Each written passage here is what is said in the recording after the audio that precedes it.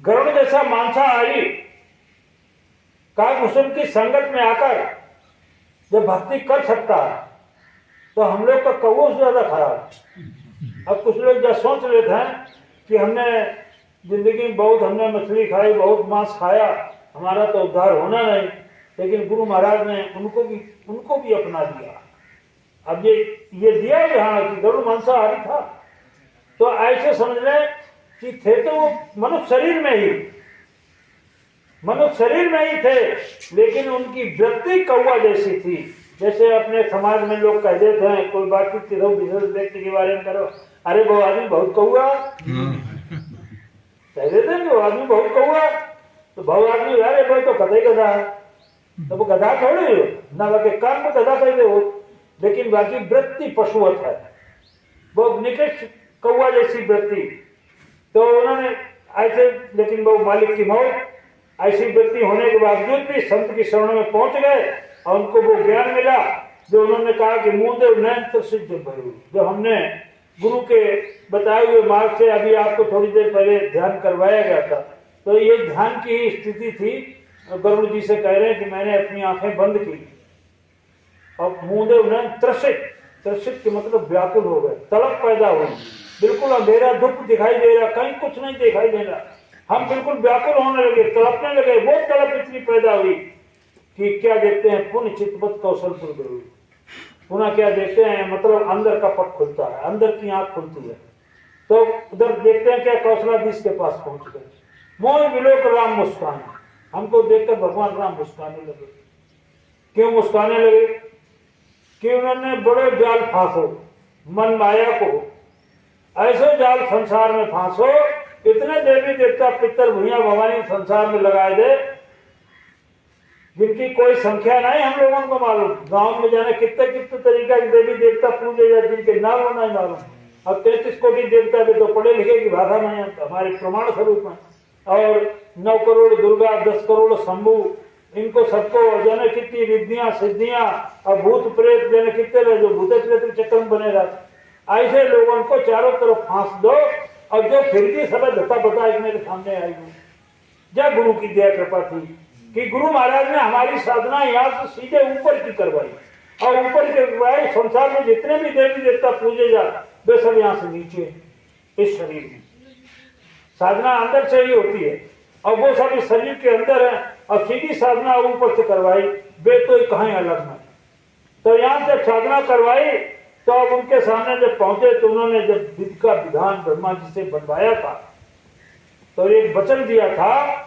जब उन्होंने विधान तो बनाए थे भाषण चले, लेकिन एक तरफा नहीं चले, तो दूसरी तरफ की रास्ता दिया यहाँ से निकलने का, और कहा कि सम्मुख हो जीव मोह जमही कोटि जन्म अविनाशय तब। जब मृत्यु मेरे सामने आएगा तो उसके करोड़ों जन्मों के पाप नष्ट हो जाएंगे।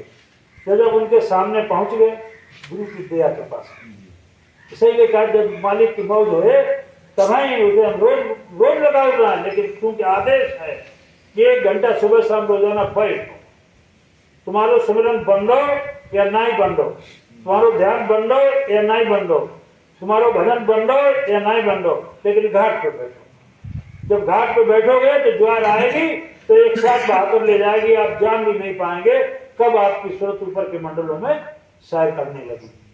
तो ऐसे करके गुरु महाराज ने बताया कि आदेश, और यहाँ तक कि एक जगह मैंने पढ़ा था तो उसमें गुरु महाराज जब हमारा शरीर छूटता है, काल के दूत ले जाते हैं, तो गुरु महाराज वहाँ हमारी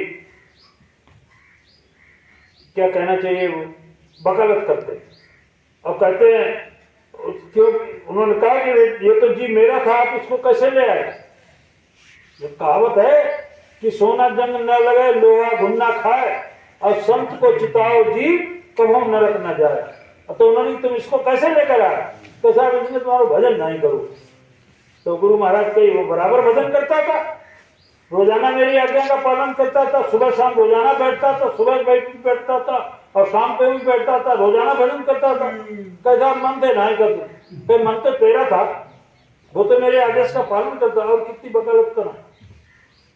तो ऐसे करके गुरु महाराज ने जिसको जिसको नाम दान दिया गुरु महाराज ने ये वचन दिया कि मैं जिसको पकड़ लेता हूं उसको छोड़ता नहीं हूं, और जिसको मैं नाम दे देता हूं उसको मैं भूलता नहीं।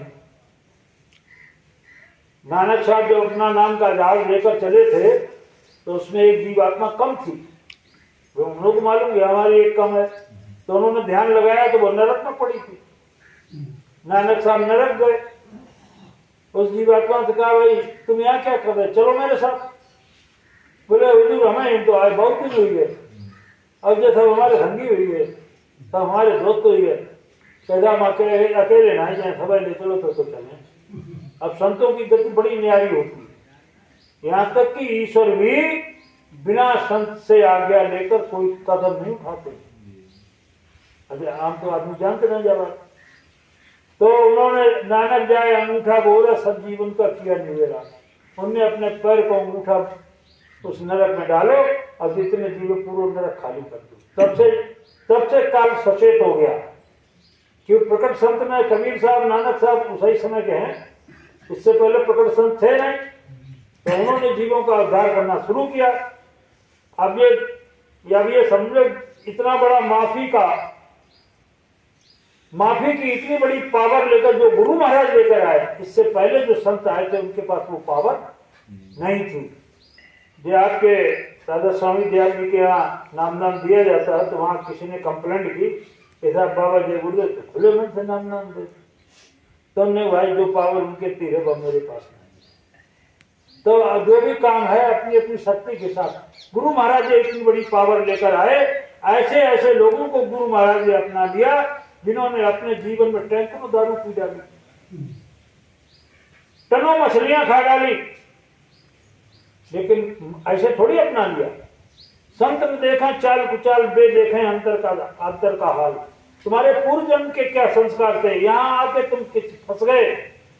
तुम्हारी अब जो ऐसा व्यक्ति है जिसके पूर्व जन्म के संस्कार हैं, भले ही उसमें कुछ भी खाने पीने लगा, लेकिन जब उसको जागृत किया जाता है तो तुरंत मान जाता है। और ऐसे ऐसे लोगों को गुरु महाराज ने, जिन्होंने अपनी जिंदगी बताए गुरु महाराज की, ऐसी डकैतियां डालते रहे, लोगों को मारते काटते रहे, लूटते रहे खूब। उन्हें गुरु महाराज ने पूछा कि कितना लूटा, कैसा बहुत लूटा, कहाँ है तेरा कौन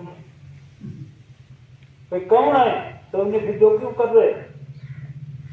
ऐसे ऐसे लोगों को गुरु महाराज ने, जो तोड़ तमच्चा बंदूक के अलावा तीर पास नहीं थे, उन्हें माला पकड़ा दिए, भजन करवाम, क्योंकि वे गुरु महाराज के जीव थे। गुरु महाराज ने कहा यहाँ हर मंडल के जीव हैं, भूत प्रेतन पूजन वाले हैं, रिद्धियन सिद्धियन माने सिद्ध पुरुष। ऐसे आपने बहुत जगह सुना है कि बड़ा सिद्ध पुरुष, रिद्धियों सिद्धियों को पूजने वाले, और भी देवी देवता पितर भैया भवानी जिनको भी पूजने वाले मिल जाएंगे। तो हर मंडल के ईश्वर के भी जानने वाले मिल जाएंगे, ब्रह्म को जानने वाले, ब्रह्म को पाने वाले मिल जाएंगे। जैसे वशिष्ठ जी हुए, वाल्मीकि जी हुए, ये ब्रह्म स्थान तक गए, उन्हें दिया उल्टा नाम दीपा जल जाना वाल्मीकि पे ब्रह्म स्थान, ये ब्रह्म तक गए, इनका स्थान ब्रह्म तक था। ये गुरु महाराज इतने आरामी धाम की पावर लेकर आए हैं, और इसके लिए बताया गया कि मैंने तो उसको देखा नहीं। किसको? न ईश्वर को देखा, न ब्रह्म को देखा, न पर ब्रह्म को देखा, न महाकाल को देखा, न सत्पुरुष को देखा, न अलग को देखा, न आगम को देखा, न अनामी को देखा। हमने केवल इन्हें देखा। इन्हें देखो, फिर बताया कि रानी इंदुमती जब कबीर साहब की शिष्या थी, और जब उसकी सूरत ऊपर के मंडलों में चढ़ गई, जिस मंडल में जाती थी वहां के मंडलाधीश कबीर साहब, जिस मंडल में पहुंचती वहां के मंडलाधीश कबीर साहब, जब उसकी सूरत वापस शरीर में आई, भागी भागी कबीर साहब के पास पहुंची कि हुजूर आज हमारी सूरत ऊपर के मंडलों में चढ़ गई, और जिस मंडल में पहुंचते वहां के मंडलाधीश वहां पे थे, आपने पहले क्यों नहीं बताया? तुमने अरे पगली पहले अगर बता देते तो तुम मान लेते। गुरु महाराज ने भी हमको इशारा किया कि हम तुम्हारी इधर भी संभाल करेंगे और उधर भी संभाल करेंगे, और जब तुम्हारी इधर संभाल हो जाए तो हमारी उधर भी मान लीजिए, इधर भी संभाल हो जाए तो हमारी उधर भी मान लीजिए। अब भैया तुम मानो न मानो, तुम जानो तुम्हारा काम जाना, हमारे भैया वो मानो। अरे अब क्यों मारे? गुरु के आदेश का पालन किया। क्या आदेश का पालन किया?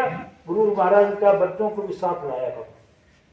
तो बच्चों को साथ लाए तो पैसा तो कमाते, तो जेले उनकी टिकट नहीं पती तब ले जाते। 1 साल चुराइए लेते, 1 साल कम की उम्र बताओ, अगर कम ऊंची बताई तो 6 साल के बाद फिर नहीं ले जाते, फिर दूसरे बच्चा को ले जाने लगा, जिनकी टिकट नहीं पती भाई ले जाते। ऐसे ले जाने का नतीजा ये निकला कि साहब हमें कोई भी घर परिवार में कोई ये मना करने वाला नहीं कि आप सत्संग में क्यों जा रहे, आप मथुरा क्यों जा रहे, आप जा रहे कि नहीं जा रहे, क्यों जा रहे। फिर अपनों फिर प्रोग्राम बनाया कि पापा आप उधर चले आइए, फिर हम लोग गाड़ी सब लोग चले गए। तो ऐसे करके जब अगर छोटे से ही बच्चों को हम ले जाना शुरू कर दें तो फिर आपके लिए कोई दिक्कत नहीं की स्थिति बड़ी सत्संगी खराब, इतनी खराब है। माता बहने सत्संगी है, नाम सब कुछ करते हैं, और घर वाले उनकी लाइन दूसरी बेकार, हाँ रोज रोज चल देती, तो उन्हें परेशान कर। इधर हमारे आपके परिवार में बच्चा है, तो हाँ तुम तो रोज सत्संगे चल रहे, जो कौन देखेगा, तो कौन करे, सब टांग खींचे।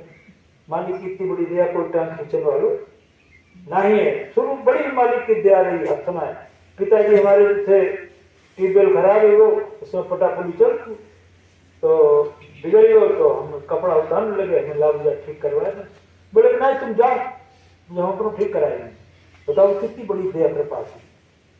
तो ये गुरु क्या ऐसे थोड़ी बहुत दया कृपा, माँ की दया लगी, पिता की दुआएं लगी, माता की दुआएं लगी, और गुरु महाराज को तो बड़ा चाहिए। लेकिन भरोसा का एक प्रार्थना बोलेंगे, जय